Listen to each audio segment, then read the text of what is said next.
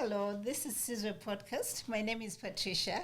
I'm with my co-host Agnes. Agnes, how are you today? I'm doing good, Patricia. And today we are lucky again to have with us Yvonne Sakifio, Canada Immigration and Beyond. I think one of the challenges that every immigrant have is how many questions you get from home of people asking about how to come to Canada.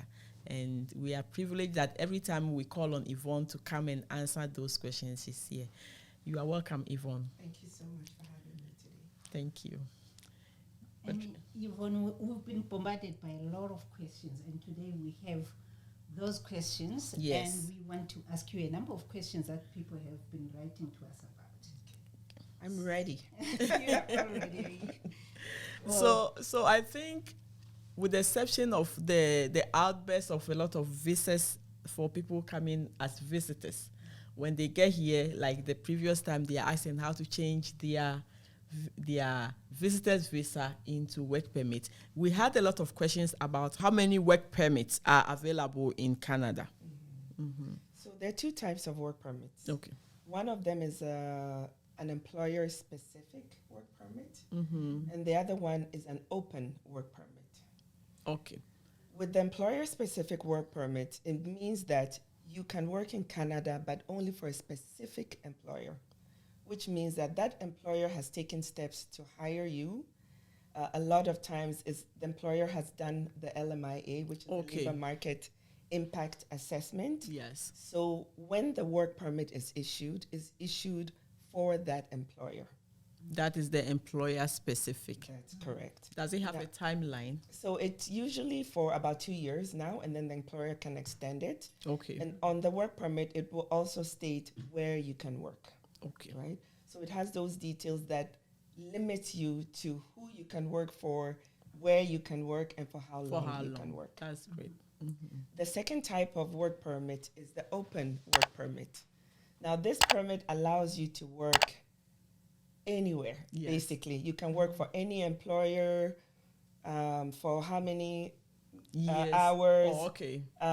It is also limited in a sense, but I'll give you an example of an open work permit. So an open work permit is something, or a work permit that is issued to, let's say, the partner or the husband or wife or of a student, let's say. Yeah. So a student's partner will be issued an open work permit if they request it. Okay. So that is limited in the sense that the duration is for the length of the student's study permit. Okay, so if your spouse is studying for 2 years and they give you that kind of work permit, your work permit, although it is open, 2 years. it's valid for. Okay. Exactly. If it's a 4-year program, and you get a 4-year open work permit. Interesting. So when somebody says is coming here, and then you have your spouse, so you have to declare and apply for a work permit for them at the same time when you're applying for your studies? Absolutely. So what happens is, once the student applies for the study permit, if they want the partner or the family to accompany, they have to apply for them as well. As well. Awesome. So at that point, when they're applying, they will apply for that work permit for the partner Awesome. to accompany. Guys, if you just join us, this is Sizwe podcast. My name is Agnes.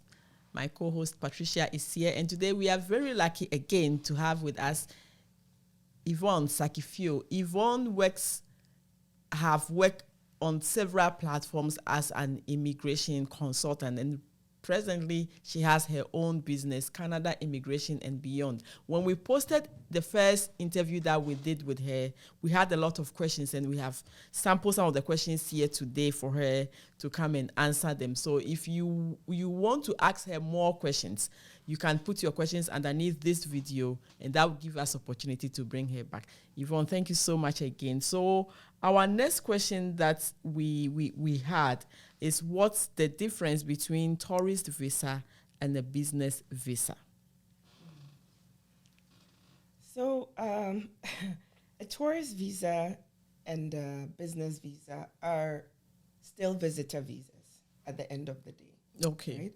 Both of them are allow you to travel to Canada, both of them allow you to be in Canada for a certain period of time. The difference is that for the tourist visa, you are applying to come and visit family, to come and visit friends, to tour places in Canada, to generally be a tourist in Canada, right? You haven't been to Canada before, or you've been, but you want to see it again. Yeah. That's what a tourist visa is for. Now, when it comes to a business visa is also a visitor visa, like I said, but the difference is that you are coming for a business purpose. So it could be that maybe you are buying some products from a Canadian company and you need some training on the product, right, that you have bought. That is usually for a short period of time, and that's a business visa you need for something like that. Another thing is maybe you're coming for a conference, right? Oh, okay. A conference is for a specific period of time. Yes. You're coming for this event. That's a business visa as well. So it could also be that maybe you have a business back home and you've got some clients here. You're coming to maybe just meet with the clients, have a conversation, develop whatever business connection or activity around that product, business transaction or contract with that person. That is also a business visa. So a business visa doesn't allow you to work in Canada. That is not the purpose of that. It's only to do kind of business-related activities from your home country to Canada. Or sometimes too, it could be for maybe you want to buy some products from a Canadian company and you want to come and meet you want to come and meet the those selling the products, learn more about the products, things like that. Is what a business visa is for. And we have seen some people come to perform in Canada, and their visa are usually written work visa. What are the limitations that those visas have? So usually those are very specific to a type of job they're coming to do. And usually you see those kind of visas for social and cultural especially during heritage. Exactly. Maybe performers or of any kind, maybe dancers or those who are coming to sing or having concerts, those kind of activities will get those kind of visas. It's very specific to what they're coming to do, and it's limited in terms of what the period that they've been given. That event, yes. So you have to remember that generally a visitor visa allows you to be in Canada for 6 months, right? If you want to extend that period, you have to apply. And that is irrespective of the length of the visa in your passport. That's what I was going to ask, because recently we have people who come and their visa lasts as long as their passport's lifetime. So if the passport is 5 years, they give them a visa of 5 years. If the passport is 8 years, they give them a visa of 8 years. But they are allowed to stay at a time for 6 months. That's correct. So that visa and the passport is only allowing multiple entry. Okay. So you can go and come within if it's 10-year visa, within the 10 years, you can go and come as many times as you want without applying for another visa, right? But it doesn't allow you to stay in Canada for the 10 years. So if you exhaust the 6 months, what happens? Before you exhaust the 6 months, if you want to stay longer, you have to apply for an extension. Okay. Right? That is within Canada. You can apply for an extension to your period of stay. Okay. Guys, if you just join us, my name is Agnes. I'm here with my co-host Patricia. This is Sizwe Podcast, and we are asking more questions. The questions that you put under the video that we posted on YouTube and Facebook. We've sampled some of the questions, not all of them, to ask Yvonne, Canada Immigration and Beyond. So you can still add your questions to this video if you are watching us. And thank you so much, Yvonne, for giving us this opportunity to come again into your homes. Patricia.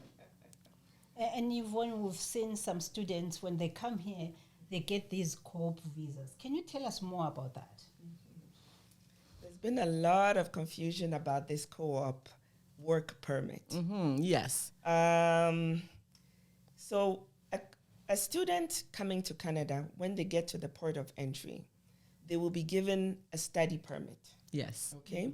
This study permit, when it has certain conditions stated on it, it allows a student to study. It allows them to work. And that's the study permit. Now, depending on the program the student is coming to do, they may also get what is called the co-op work permit.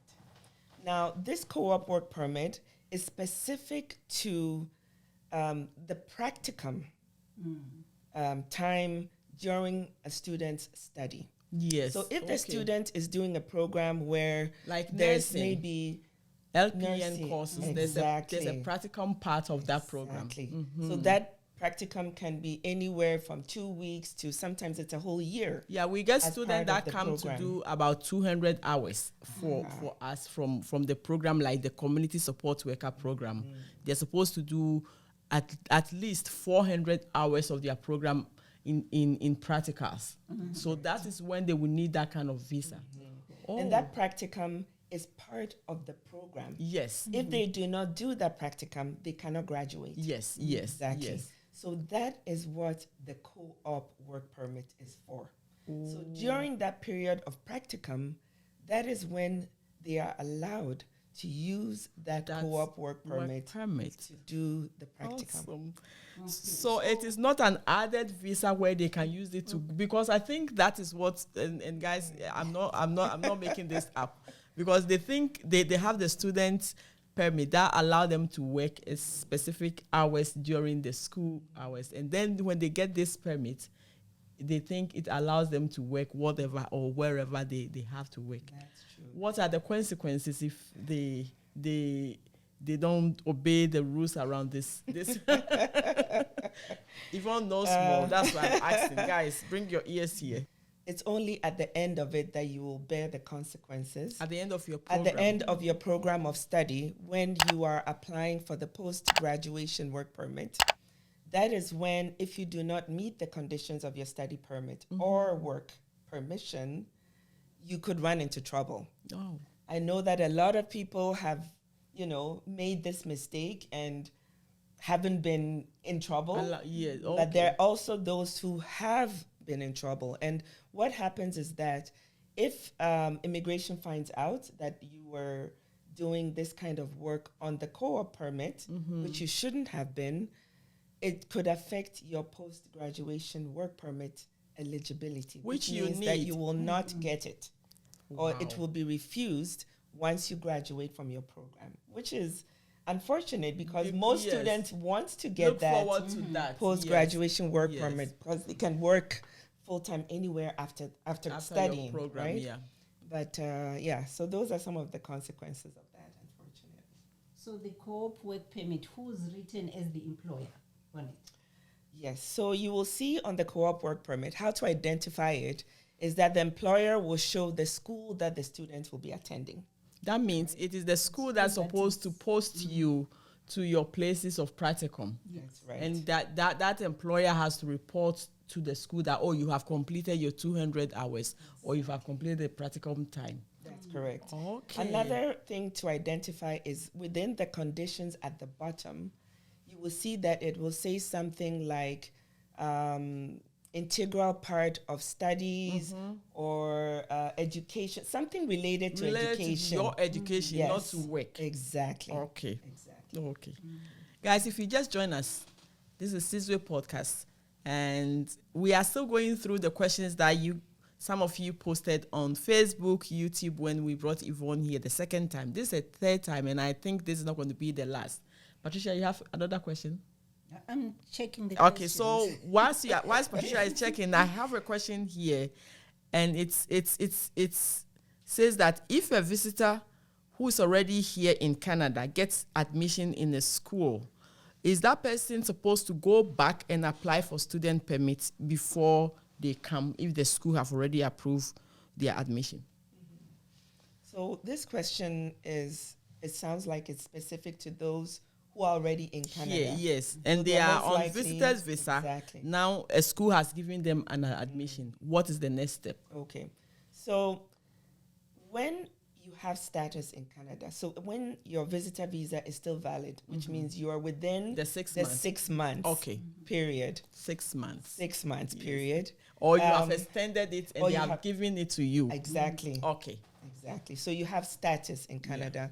What happens is that you can apply while in Canada, but it's a technical thing. Tell right? us about it. So it means that you are in Canada, you are applying like you're in Canada, but you are applying outside As Canada. international students. No. Oh, okay. So it's you would apply for a study permit, but let me put it this way.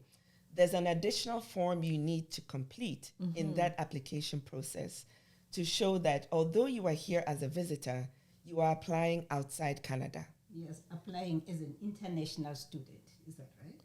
You are applying, yes. So you're applying as an international student, but you're applying outside Canada, not inside Canada. Although you are in Canada. It's a technical thing, right?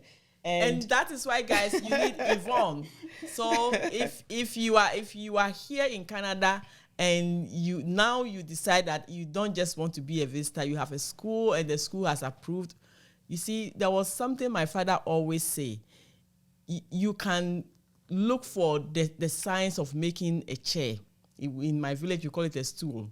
You can do it. You need a nail, a hammer, and a board. You can do it and sit on it, but when you give it to a carpenter to do it, you see the difference. So if you are here and you have applied to a school and you don't know how to go about it, Canada Immigration and Beyond is available, and that is Yvonne. Please, it is too technical, but give us the 101 so that they will come back. They'll come and see you. So the biggest thing in that whole process is to first get admission. Yes. Right? So once they have admission, you can definitely come and see me for that assistance. I can share my information at the end of the podcast. Yes, we will. So that anybody who needs that assistance can come and get that assistance so they don't make mistakes. Yes. Because it's a technical thing. They will have to go through a certain process and get that documentation. Attached to the application. Exactly. Right? So Wow. just something to know that it's not a straightforward in Canada application, right? It's a little more than that. Awesome. We are still paying as international students. Once That's they get the correct. admission. Okay. Yes, absolutely.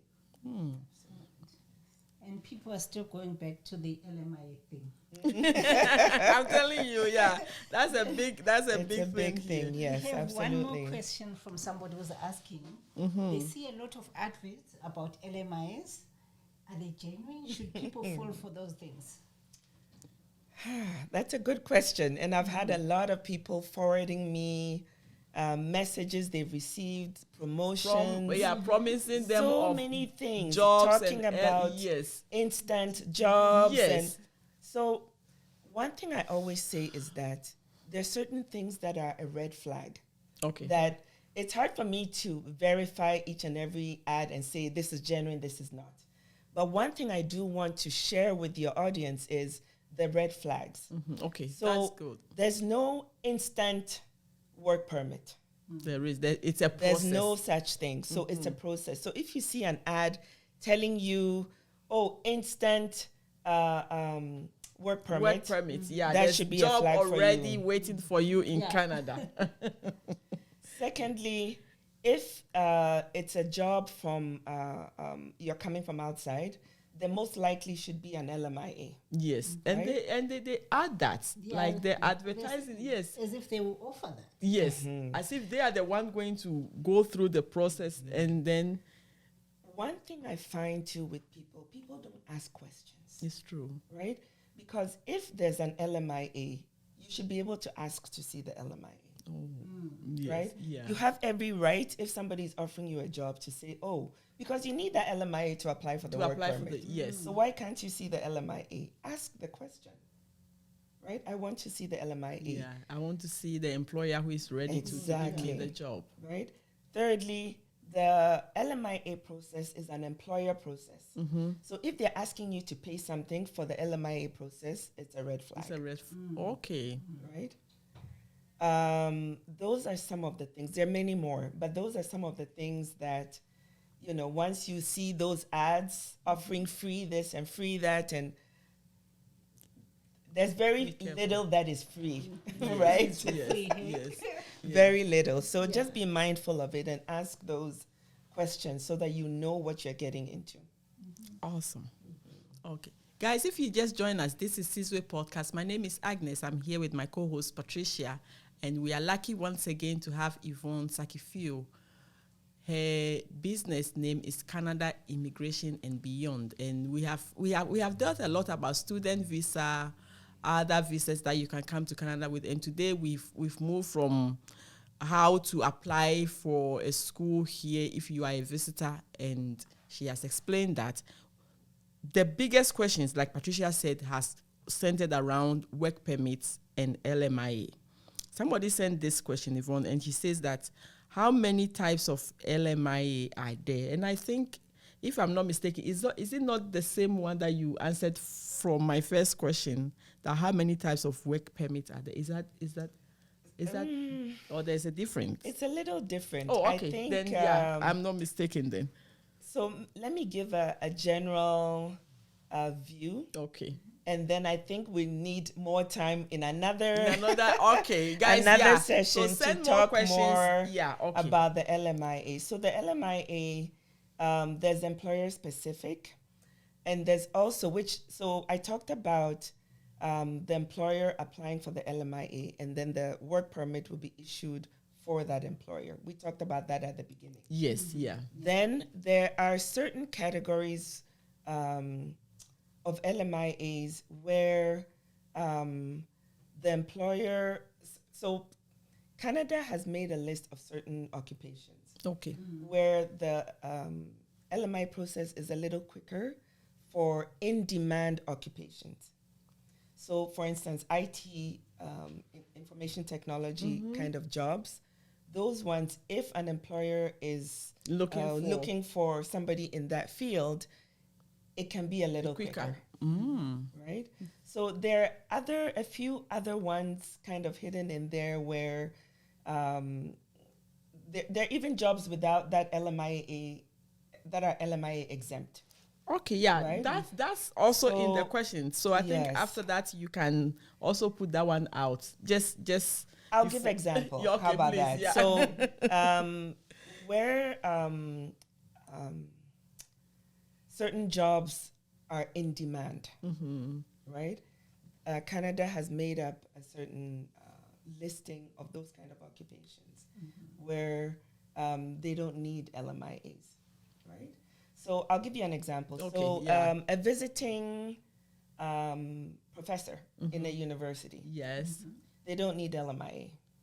Oh, if a school, if the school says that yes, we can have you start lecturing and we need this, he doesn't need it. The school can go ahead and give that professor and hire They him. can hire them, but there's always a process. Yes. Yeah, so Right? So it's not just a matter of I give you a letter, you come, and that's it. There's an application process. But he There can are start documents. working. That's right. Okay, yeah, I got that. That's right. Yes, yeah. Right?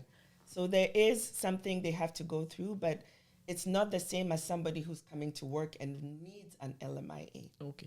It's different. So with this one, I don't know whether it's Canada Immigration, so I'm going to put that one to you. Like when you see job advertisement in places like Yukon, where they really in demand of a certain job. So those are the places where maybe a doctor, nurses, and those people can go whilst their LMIA or their work permit is in process, right? Okay. So I'll use nursing as an example because a lot of people have asked, how can I work in Canada as a nurse? Okay. Right? Yes. So the nursing profession or occupations are in high demand. It's high demand, right? yeah. There's no Everywhere. doubt about Yeah. it. Every province is looking for workers. Now, the process is a little different because before they can even go through that process for LMIA, they need to be licensed or they need to go through an assessment Yes. of some sort. Yes. So although there are certain occupations that may not need LMIA, they may need to go through an assessment before yes. they can even be hired. Okay. Yeah. And I know that, like, the once you said, difference? with the Yes. nursing, you either need to come and challenge the license or you need to take a program to be able to go through and. You even need a simple assessment to even start that whole process. So you have to send your documents to a licensing body in Canada. They will assess, and then they will send you to whichever province you want to go with. their licensing body. So, like I said, coming to Canada is It's a process, right? It's not. So it's when not, somebody it's tells not you, microwave. no, when somebody says, "Oh, I've got a job for you. You're coming tomorrow," it should be a red flag. And the licensing, where is it done? Is it done in your home country or when you get here? It's when you get here. When you get here. So you can start the process while you're in your home country. Yes. There are certain things you need to do. You need to pay for the assessment. You need to provide some documents. You need to go through some of their steps. Sometimes there's even a course you may need to take online. Right? Something like ethics. Yes. You may need to take it before it's part of the assessment. Right? So you can start that process. But ultimately, you need to be here at some point. And being here means you need to find a job. Yes. After you've gone through that assessment. Wow. Right? So it's not easy, but if I find with working in Canada, if you're willing to follow the steps that is required and do what you need to do, honestly, you can get in. Right? Awesome. So Awesome. That's the biggest thing.